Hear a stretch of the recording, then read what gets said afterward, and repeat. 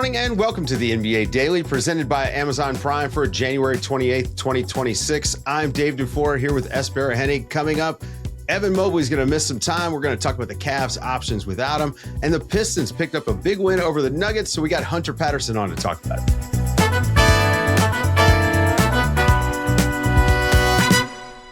Good morning, everybody. What's up, Es? How's it going, buddy? Morning, sir. How's it going?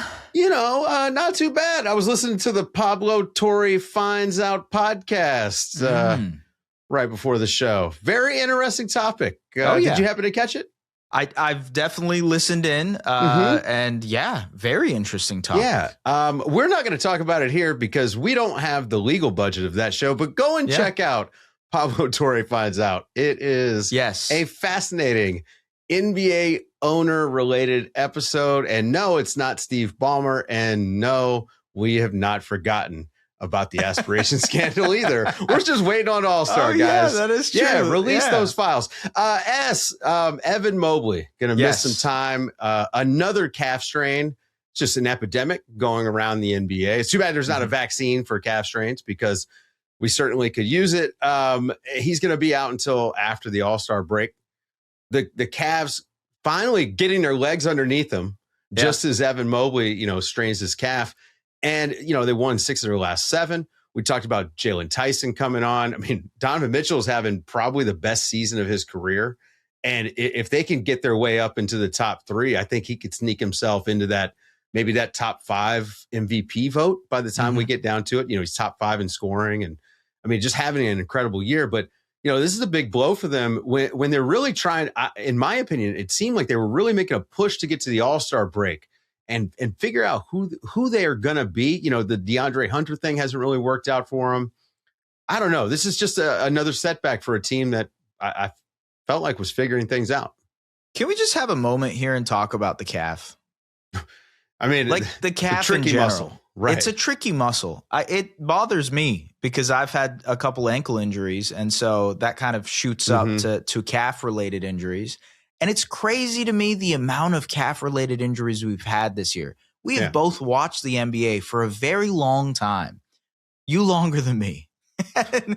Wow. I didn't mean to say that. But It's just ridiculous. True. I mean, it is. Yes, it is true. I know more than you. And the calf injury is up for sure. Well, look, LeBron talked about this the other day. He was talking to Tyrese Halliburton on was it the Mind the Game podcast? Is that the one? We're just promoting all kinds of podcasts. I mean, listen, I give him a shout out. I actually found it to be an interesting discussion. Good. Yeah. LeBron talked about how different the game is now than when he came in. And I don't think that, for the audience here listening, this is not news to anybody. I think anyone with eyes sees that the sport is totally different. Yeah.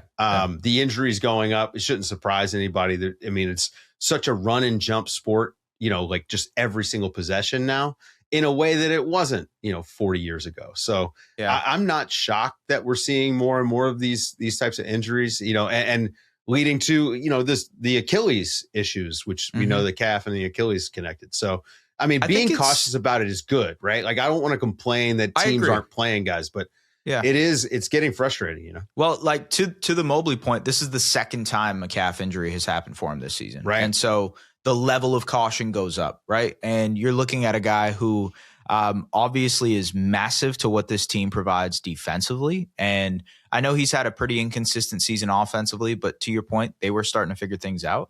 And if this lingers, you're looking at bigger issues, more kind of concerning issues for the Cavaliers, both on offense and defense, because, again, you're heading into a postseason with injuries, which is something that has plagued the Cavs for 3 seasons now. I think that's the main thing everybody in Cleveland is probably asking is this going to be another year that's marred in injuries, right? And ultimately, that's something you have to deal with when being an NBA fan.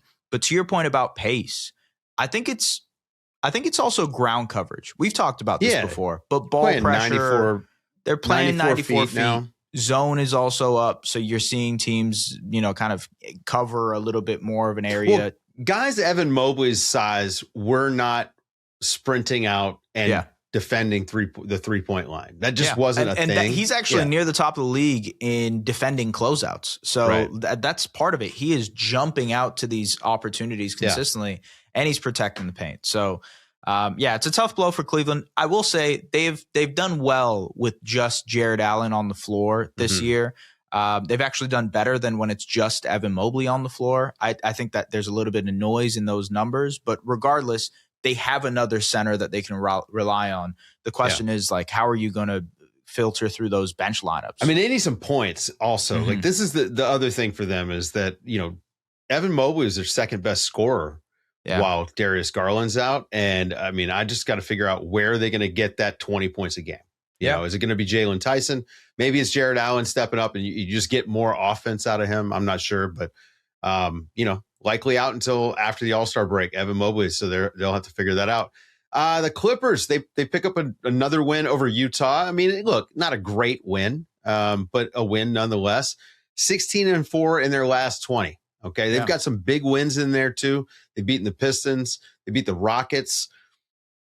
Are they a 70-win team? Is that what this is? I mean, listen, 16-4 in their last 20. That's since December 17th, so a little over a month. Yeah. And they've been the best team in the NBA record-wise. Obviously, they got off to an awful start. They've had some poor injury luck, but this feels more like what we expected. They're obviously not a 70-win team, but I thought they were at least a 47, 48-win team. Yeah, I wonder if they have an outside shot of cracking the top 6, because if you look who's ahead of them, there's obviously Portland, Golden State. Golden State's obviously dealing with injuries now too. They have Phoenix, who is over exceeding expectations. Maybe they cool off a little bit. So there's an outside shot that this team, that is, to your point, the number 1 record over the last 20 games, ends up cracking the top 6. They'd have to make up 5.5 games to tie, be where Phoenix and Minnesota. Well, the way they're playing, it's possible, man. Look, they have the 3rd best offense in that stretch. Like, they are finding solutions offensively. They have the 6th best defense in that stretch. Kawhi Leonard, to your point, in that time, and he's missed a few games in that stretch regardless, he's averaging 30 points on 50, 40, 90 shooting. And he's also, obviously rebounding the ball, stealing deflections, very good defender overall when he's healthy. Kawhi is playing at an all NBA level. Like, that's the other aspect to this. James Harden and Ivica Zubac, the 2-man game there, the pick and roll is back. Yeah. I think it wasn't there early on for some reason. I actually thought Zoo came out of the gate slow on both ends. And then after he came back from that little time that he missed with injury, I thought he looked much better. And James Harden has been insane. Yeah. I mean, is he an all-star? He has been. Yeah. He might crack that. Like, it's tough because the West is really there's so many guys. Yeah. And I don't see a world in which he can do it. I think maybe it's one of Kawhi or James that will make it, but I don't know. I will say Who would you take? Who would you pick between the two? I'd go Kawhi. You would? I'd go Kawhi. Just because what he's doing scoring-wise is absurd. Like, he's the 4th best scorer in the league over the last 20 games. That's that's why he's Kawhi Leonard, right? Yeah. I will say, this is also a team that, we're in trade deadline time, right? This is also a very interesting team because usually Lawrence Frank, Steve Ballmer, they do not sit idle. They will attack a moment when they see it. And they do have expiring salaries. They have opportunities. Bojan Bogdanovic. Bogdan Bogdanovic. Both of those guys actually could be useful players too. So for teams that are not looking to take on long-term money that might need a guy, I mean, I could see they've got options. And they can make those trades because they have some found money with Jordan Miller, Kobe Sanders, like guys who can contribute off the wings. So I don't know. That's just another team that's kind of interesting for me, the Clippers. If they make it to the 6th seed, let's say, what kind of chance you give them of winning the first round series? I guess, I mean, like if they got the Spurs, right? Like if they get the Spurs, you think about the advantage of experience that the Clippers would have. Yeah. But it's a terrible matchup for the Clippers. Awful. Yeah. Because the pace and, I mean, like imagine transition offense, the guard play. I think that would be a Spurs. But I'll throw another team at you, the Rockets. How do you feel about Rockets? Well, Clippers? I feel the Rockets are beatable. I know you're a little bit of a Rockets hater, as everybody on this podcast. I'm not a Rockets hater. I want him. I mean, I want him to be amazing. I want to see Kevin Durant play real high leverage minutes in the playoffs, but I just don't. I don't buy him without a point guard. I think Amen Thompson on the offensive end it really handcuffs what they can do right now. I think that's not something that's solved. And what's Steven Adams going to look like if he's back in time, right? I think that's a huge question mark because they're another team, kind of like the Pistons, which we'll talk about after the break, that doesn't generate enough threes. Yeah. And so they've got to get those second chance points. So I don't know. I just got a lot of questions about the Rockets. So in a series, I would maybe lean Clippers. I think it depends on, are the Clippers fully healthy? Is Derrick Jones Jr. back? Right. Yeah. I don't know. The Western Conference is going to be, when we get to the playoffs, it's going to be fascinating. It does feel like, to your point, though, it does feel like the Clippers can sneak into that conversation, right? And that's something that we did not consider for a team that started 6-21 to start the year. Pretty bad. Yeah. Is Ty Lue going to be in Coach of the Year conversations if they somehow? No. Why not? No way. You got to do it bell to bell. Anyway, we already have 40 most improved player people. So we can have 10 Coach of the Year candidates. All right, guys, stick around after the break. Hunter Patterson's here to talk about the Pistons and whether or not they're going to trade for Michael Porter Jr.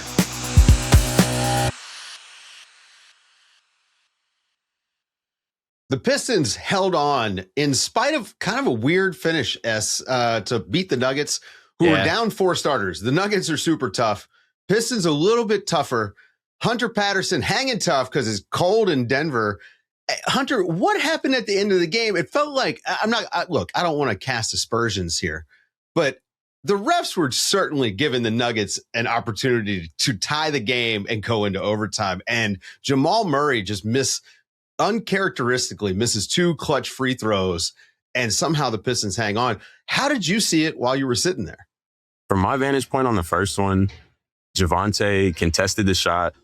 Jamal kicked his leg out, and that is something that I thought kind of got officiated out of the game and potentially could have been an offensive foul. But he ended up going to the line, missed one of them, and a couple possessions went by. They played the foul game. And the second one, it did not look like Javonte fouled him to me from where I was sitting. But again, Jamal Murray could not come up clutch, which is not characteristic for him. So interesting, dramatic game, and it ended up going in the Pistons' favor. You know what say, though? You know what we say? Crazy, Ball man. Don't lie. Because that second one was definitely not, I did not think it was a foul. You know what? I think that's one of the best explanations for it, because Jamal Murray is a 90% free throw shooter. There couldn't have been a better player on the Nuggets to go out and knock down free throws. And he bricked both times. And a lot of Canadians will know, Jamal Murray's dad used to shovel in the backyard so he could take free throws in the snow. This is how serious he used to be about free throws when he was a kid. And he bricks them in the biggest moment of the game. I can't believe it. Unreal. And I believe he was 10 for 15 from the line tonight, which is even more uncharacteristic. Well, the last one, intentional. Right, I'm sure that the league will try to find a way to take that intentional free throw miss away, like the heave at the end of the game. That's a hero shot that he did there to tank his free throw percentage a little bit. Hey, look, man, the Pistons, they look good in the game. You got to tip the cap to the Nuggets. I mean, whatever kind of magic they're working with, the way they're playing right now, down 4 starters, every time the Pistons started breaking away, the Nuggets would just chip away.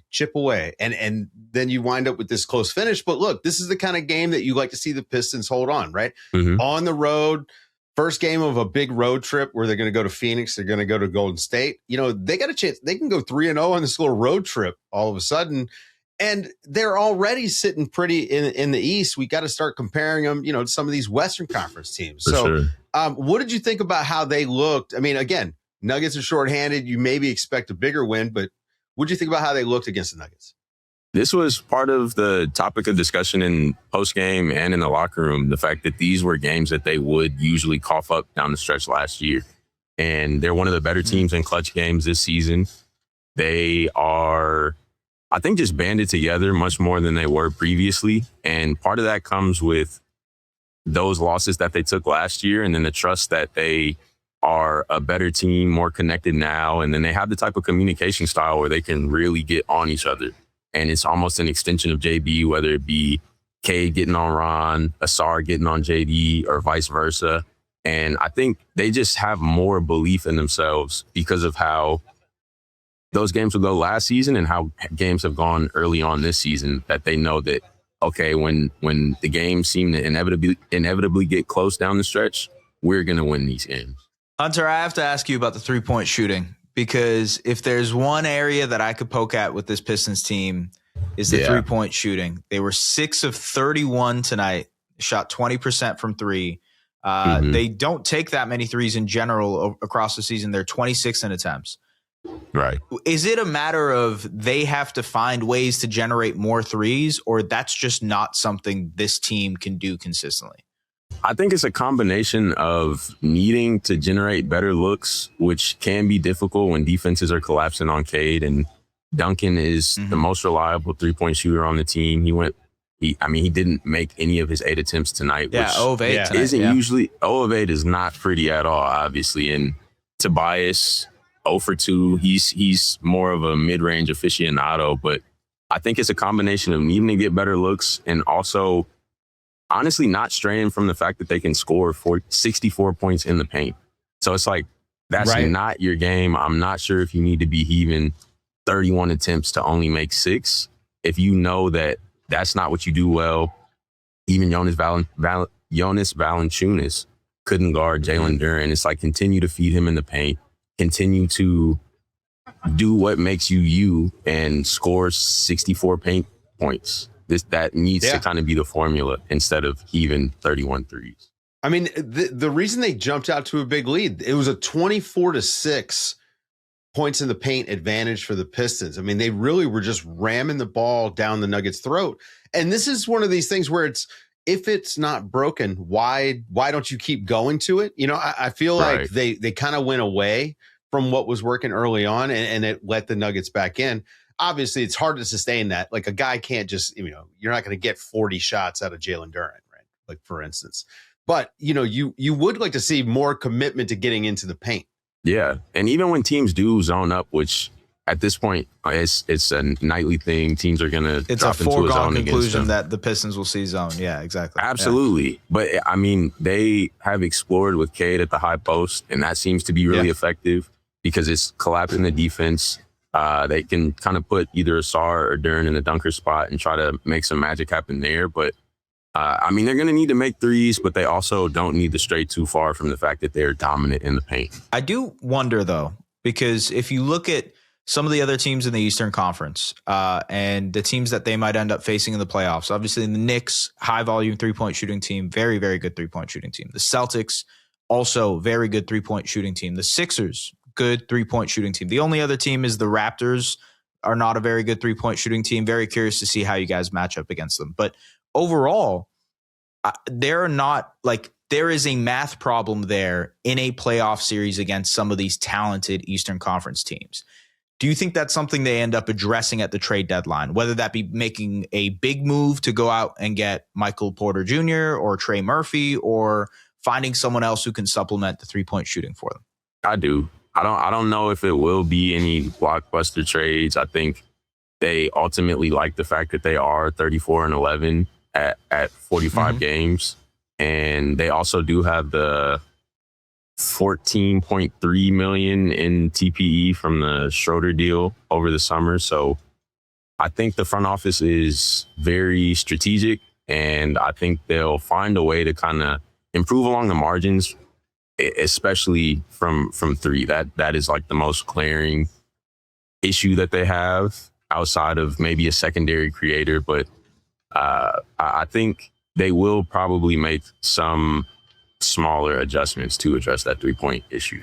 All right, you got to give me some names. You're throwing out a $14.3 million traded player exception that they can take a contract into, right? Give me some names. Like, I mean, what is the sort of fit whether available or not. I'm not asking you to predict. Okay, because I was like, that's like the challenging part. Yes, the Detroit Pistons. This is a wish list from Hunter Patterson. Trade for Giannis. Okay, no, we're not doing that. But just give me, an idea. Like, what is the type of player that you could see them going after? Not a specific name. Is it like, is it Kevin Huerter maybe from the Bulls? Is that the type of player that you could see this team looking for? I really like Sam Hauser. He has no conscience from three. He's gonna. I mean, the other night I think he shot 20 without any 2-point attempts. So he's someone. Yeah. Max Christie also. If you want someone who's more in line with the age group of the team and someone who's not even reached the top of his potential yet.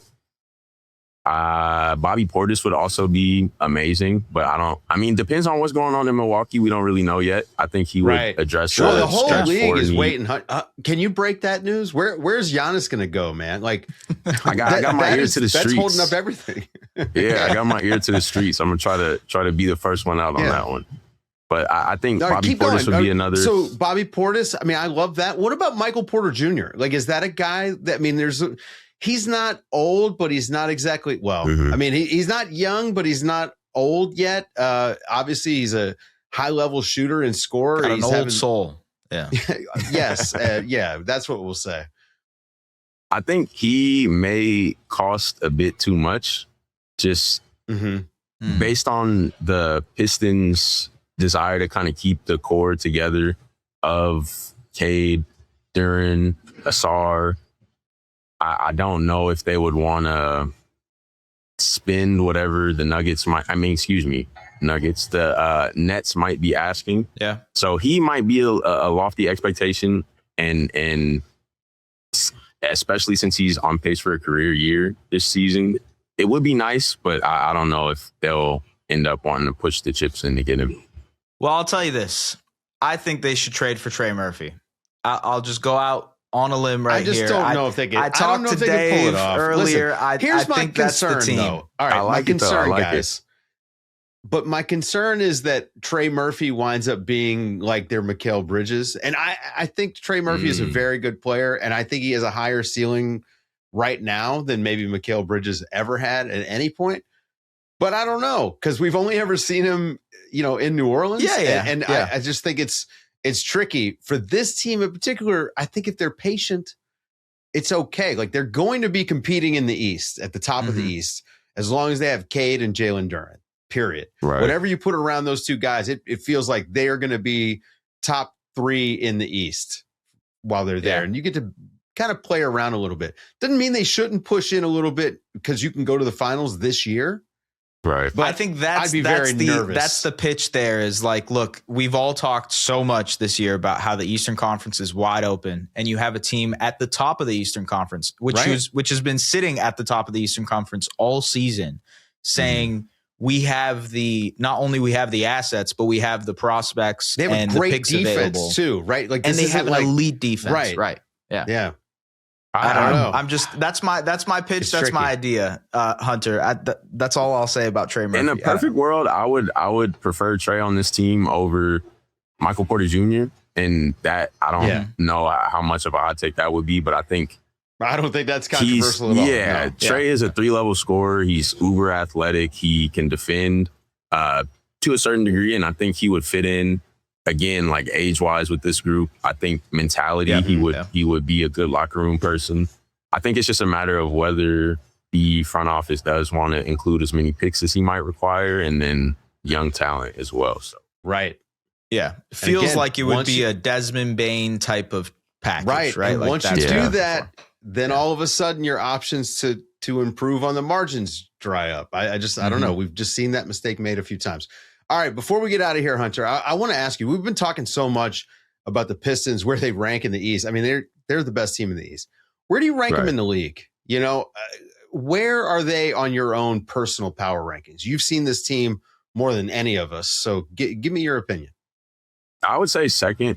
I think OKC, they're going through some health issues right now, so it depends on how long J-Dub is going to be out. It depends on Even AJ Mitchell is out right now. Case and Wallace, they have a handful of guys down, and I'm not sure how long they'll be down. But at full strength, OKC, I still think is up there. And then the Nuggets as well. Yeah. I mean, you mentioned the fact that they're down 4 starters. They have plenty of rotation players who stepped up. Peyton Watson. He's grown exponentially since Jokic has been sidelined, and even before then. Jamal Murray's on pace, or potentially could be an all-star reserve this year.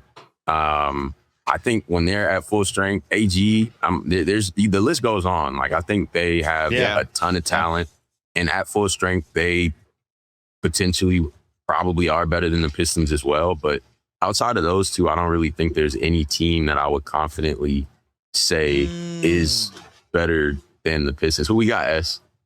Spurs fans are gonna get on you for that. I agree. They probably will. They're gonna not like it. Law Murray might get upset because he's overrating the Rockets right now for some reason on his power rankings. I gotta figure this out. What am I missing with the Rockets, guys? I'm not sure, but the Spurs are extremely talented. Stephon Castle is going to be a star, if not already. De'Aaron, I saw what he did for a few years in SAC and helping revive them there with the Kings. But and obviously Wemby, that goes without saying. Vassell has been out for a little bit. Julian Champagne's been great. So I think they have, again, a ton of talent. And I just have to see it. I want to see those two teams match up. I mean, listen, the West is going to be attrition when we get to the playoffs. Yeah. And the Pistons have this chance, and this is where this is why Trey Murphy. This is why you saw my eyes perking up. Exactly. Yeah. Also, you guys got me there. I can't remember. I might have shortchanged. Is it Justin or Julian in San Antonio? Of the twins, it's Julian. Julian. Julian. Okay. I didn't want to mix my Justin is up. in Washington. I believe. Okay. Yeah. All right. Now that we got that straight, thank you, Hunter, for hanging out. Guys, go and read Hunter over at The Athletic. Thanks to Hunter Patterson for hanging out with us. Thanks to Es Baraheni, as always. I'm Dave DuFour. This has been the NBA Daily. Thanks for hanging out with us.